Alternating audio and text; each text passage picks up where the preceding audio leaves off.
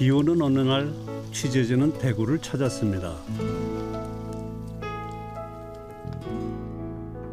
6년 전 전국 최초로 성인 장애인을 위한 초등학력 인정 과정을 만든 한 장애인 야학. 여기서 중년이 돼서야 학교에 처음 와봤다는 중증 장애인들에게 배움의 의미를 물었습니다. 나에겐 꿈이다.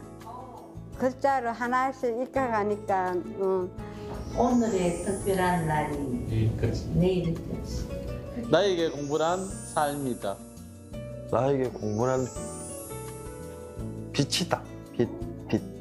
공부를 하게 되면은 아는 것도 많고 그 생각이 넓어지니까 빛날 수 있잖아요. 빛이 나니까 별이라고 생각합니다. 별.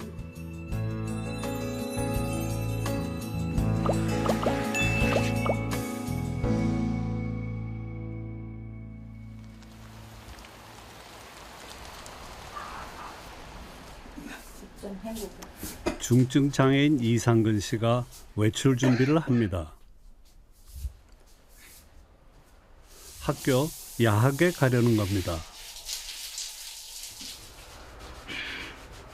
몸이 불편했던 상근 씨에게 어린 시절의 학교는 무섭고 억울한 상처뿐인 것.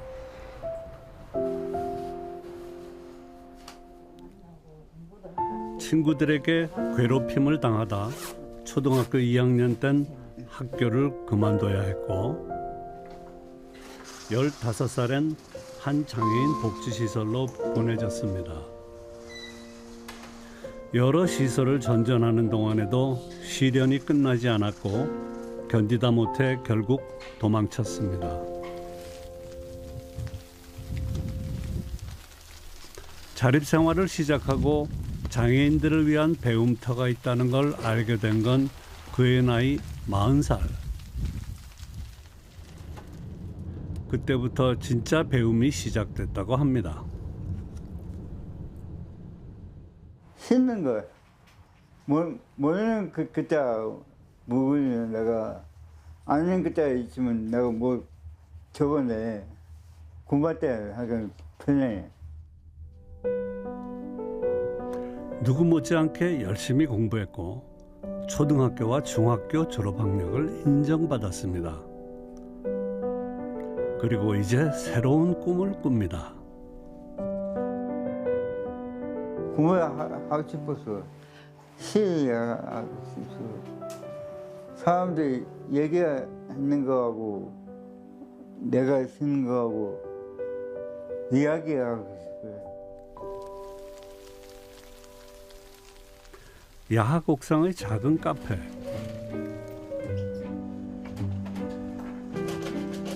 상근 씨는 일주일에 이틀 바리스타로 일합니다. 저는 따뜻한 거 마실게요. 고맙습니다. 번 돈은 적금을 붓습니다. 배움이 일이 되고 이 일을 통해 자립을 꿈꿀 수 있는 곳. 그에게 이 야학은 모든 것의 시작이었습니다. 내가 빨리 공부해야지. 내가 딴 장애도 공부 가르쳐 주고 싶어서 앞으로 걔 좀 대학 가는 거야. 이 야학에는 상근 씨처럼 40, 50이 넘어 처음 학교에 온 학생들이 많습니다. 처음에는 이게 야학이 있는 것도 몰랐고 집에만 있었어요. 집에만. 텔레비하고 친구 되고 잠만 자고 노래도 만들고 노래도 부르고 뭐 연극도 하고 난타도 하고 다양하게 하니까 재밌어요. 장애가 있어 배움의 속도는 느려도 공부가 본인들의 삶을 아름답게 해준다고 믿습니다. 도마 같은 걸 그런 우리 장애인들은 공부하면 잊어버리고 또 뭐 했는지 몰라요. 공부해서 그 알아듣고 또 공부 배워가지고 다 나한테 또 전달할 수 있고 그러는데 배워야죠. 평생교육 끝까지 죽을 때까지 해야 되잖아. 안 그래 평생이 지가 살았을 때 평생이 아닙니까? 20년 넘게 이곳을 지켜온 교장 선생님 조민재 씨. 햄버거 처음 먹어봤어요라고 하는 분들, 40대, 50대가 돼서 그 패스트푸드점을 처음 가봤다라는 이야기를 듣는 게 사실 한국 사회에서 상상하기가 쉽지 않은 일인데, 주민센터를 방문하더라도 서류 하나 발급하는데 막 이렇게 사시나무 떨듯이 손을 떠시는 분들도 많이 계셨거든요. 그런데 이제 글자를 배우고 꿈을 가지시게 되는 거죠. 그런 포부와 달리 많은 이들이 번번이 현실의 벽에 멈춰야 했습니다.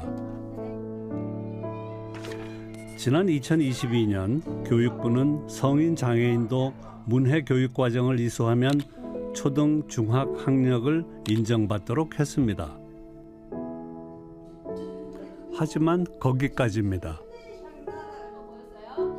일부 평생교육시설에선 수업을 들으면 고등학교 졸업장을 받을 수도 있지만 현실적으로 장애인들이 이런 학교를 다니긴 어렵습니다. 남은 길은 검정고시 하나. 중증 장애인이나 발달 장애인에겐 너무 높은 벽입니다. 사실상 고등학교에서 교육의 사다리가 끊기는 셈입니다. 저희는 왜 고등학교 못 가요? 라고 물어봤을 때 이런 것들을 같이 설명하면서 같이 이게 뭔가 답이 없는 거죠. 이 제도가 없으니까. 근데 검정고시도 마찬가지로 비장애인 교육과정으로만 검정고시를 치고,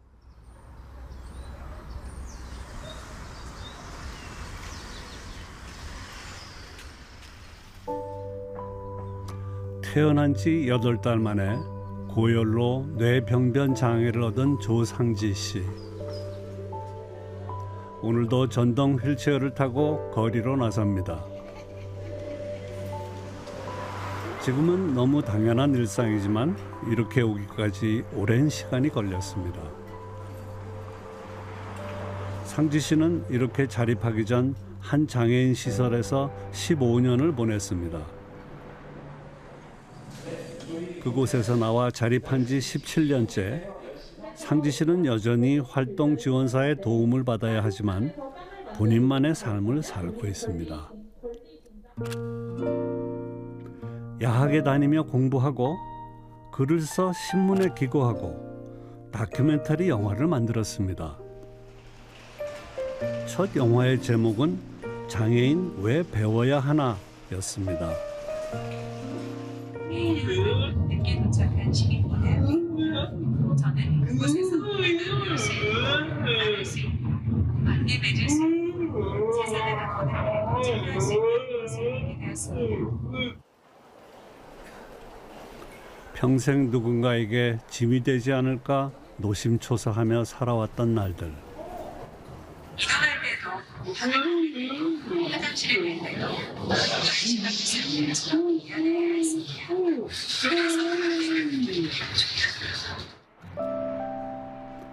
야학에서 시작된 배움은 그녀의 삶을 바꿔놨습니다. 상지 씨는 6.3 지방선거에 서울시 의원 후보로 출마했습니다. 시설에 갇혀 없는 사람 취급받던 그녀가 정치에 직접 나서고 장애인 정책에 대해 목소리를 내는 적극적인 사람이 된 겁니다. 올해 개교 33년을 맞은 서울의 노들 야학. 1993년 김명학 씨는 이곳에 처음 발을 들였습니다. 낮에는 공장에서 일하고 밤에는 공부하는 고된 일상.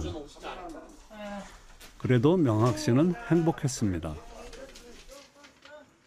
들어오기 전에는 거의 우모장의 개구리였어요. 이게 나의 문제도 아니고 나의 집안 문제도 아니고 또 문맹에서 나 벗어났던 게 있어요.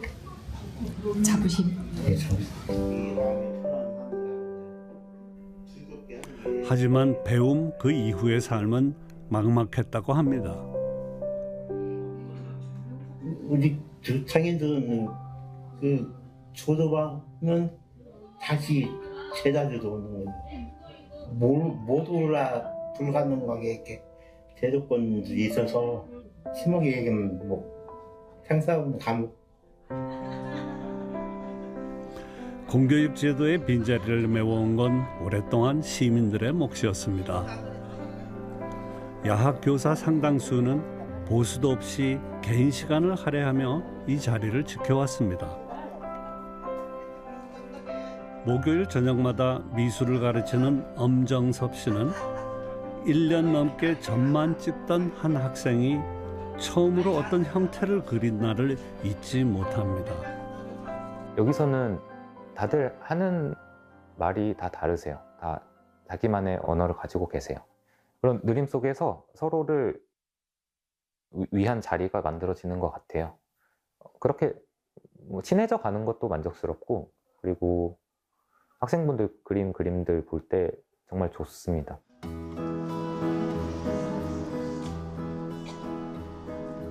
여러 해에 걸쳐 장애인 야학을 영화로 기록해온 황나라 감독.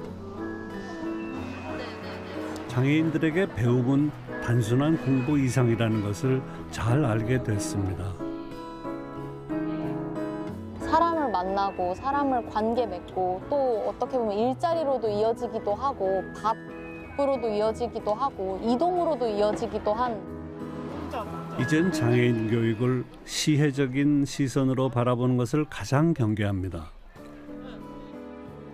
누구에게나 배움은 공평하게 누려야 할 권리라는 걸 깨달았기 때문입니다. 내가 너희한테 비장애인이 장애인에게 교육의 권리를 줄게. 그러니까 다른 건 좀 조용히 하고 있어. 뭐 이런 느낌으로 취급되지 않을까 하는 걱정도 있는데 장애인 평생교육시설은 전국에 130여 곳, 절반 정도는 수도권에 몰려 있습니다. 장애인들에게는 어디에 살고 있느냐가 배움의 기회를 가질 수 있는지를 결정합니다. 정부 조사 결과를 보면 장애인 2명 가운데 1명은 학력이 중졸 이하입니다. 장애인의 평생교육 참여율은 2.4%로 전체 국민 평균과 비교해 매우 낮습니다. 이런 현실을 극복해보고자 장애인들은 거리로 나서기까지 했습니다.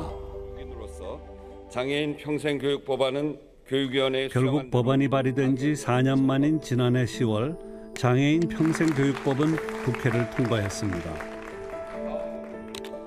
장애인 평생교육을 국가와 지자체의 책무로 명시하고 장관이 기본 계획을, 지자체장이 시행 계획까지 세우도록 했습니다.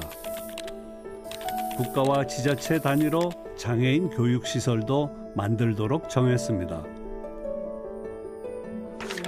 이처럼 장애인 교육과 관련된 법안은 하나씩 늘어왔습니다. 하지만 여전히 현장에선 불안합니다. 가장 큰 문제는 예산입니다.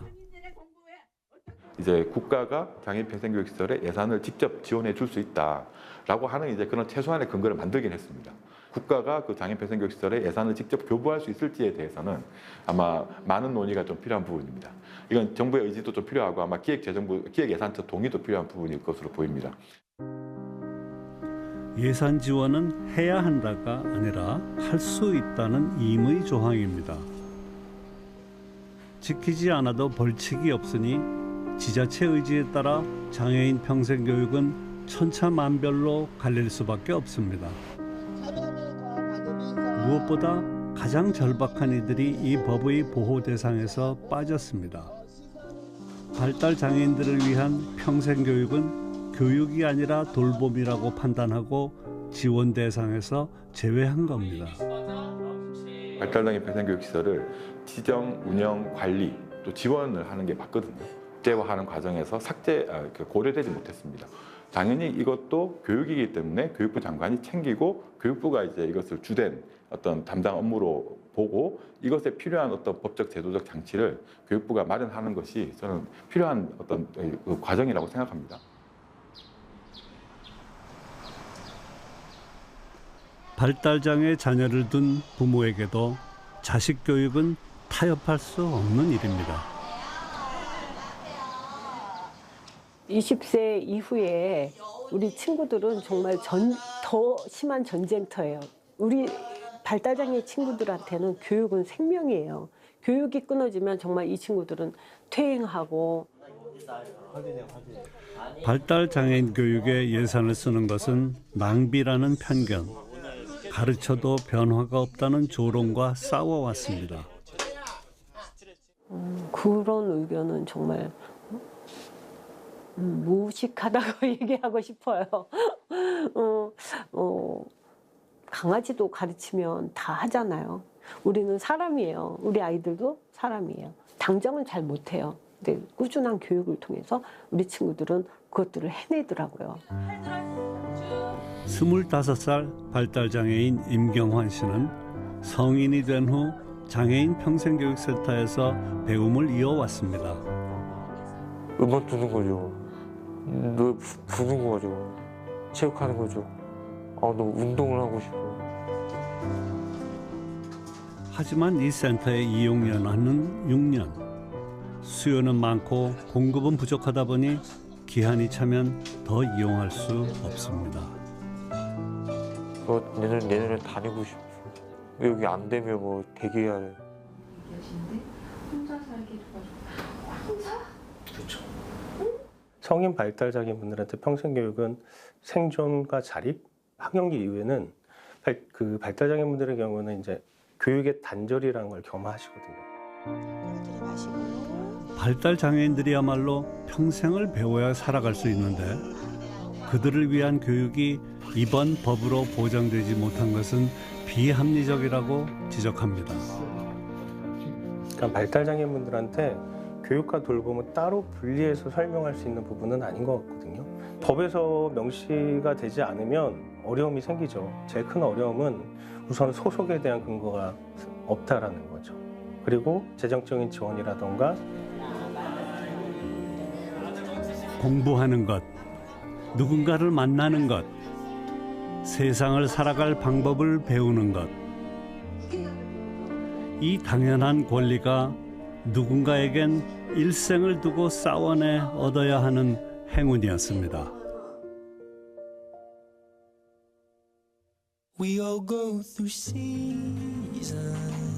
상근 씨는 오늘도 시를 씁니다.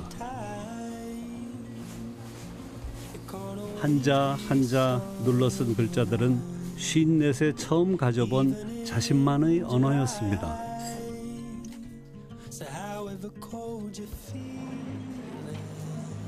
오랜 세월 투명인간 취급받았던 상지 씨에게 배움은 다시 세상으로 향하는 길이었습니다. 배움이 특별한 행운이 아니라 평범한 일상이 될 때까지 상근 씨도 상지 씨도 배우고 한 걸음씩 나아가고 있습니다. And you don't blame the days for getting shorter. So why'd you blame yourself for getting down? We all go through seasons. We're changing all the time. It can't always be summer.